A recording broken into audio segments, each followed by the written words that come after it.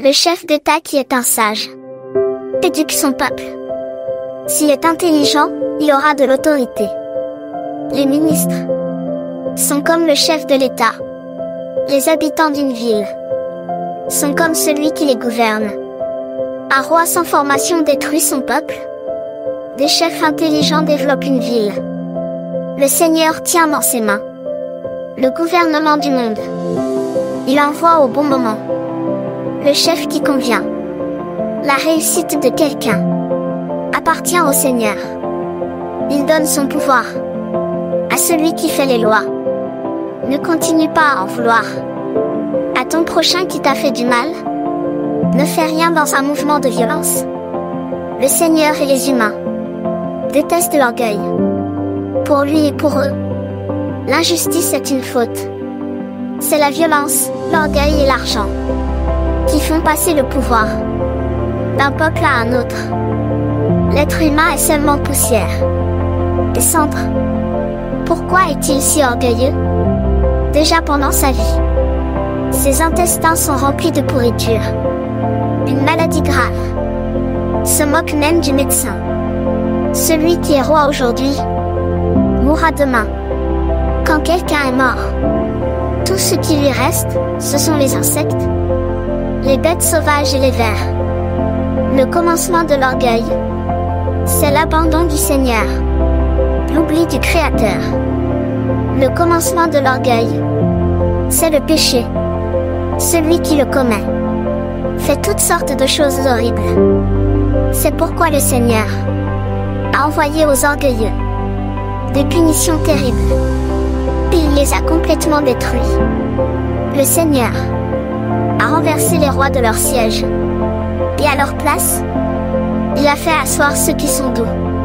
Le Seigneur a déraciné les orgueilleux. Et à leur place, il a planté les gens simples.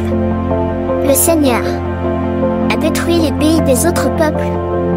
Il les a écrasés jusqu'aux fondations de la terre. Il les a fait disparaître, il les a détruits.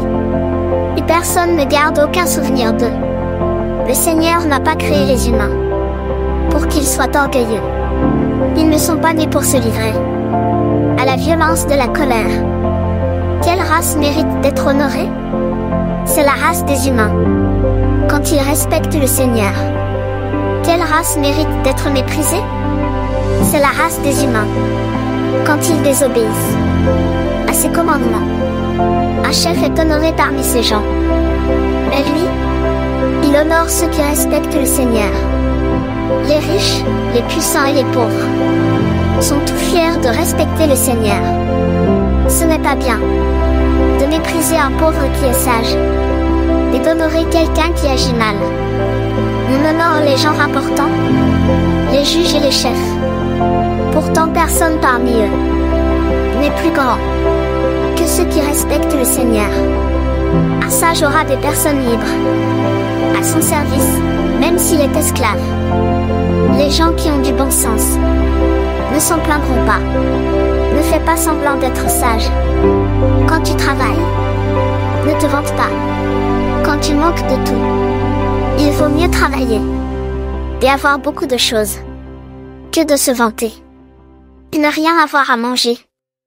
Mon enfant, reconnais simplement ta valeur.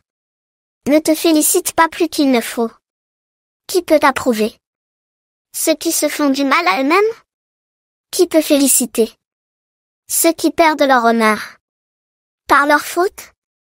Un pauvre peut être honoré pour ses connaissances, mais un riche est honoré pour ses richesses. Si un pauvre est honoré, il le sera beaucoup plus s'il devient riche. Mais si un riche est méprisé, il le sera beaucoup plus s'il devient pauvre.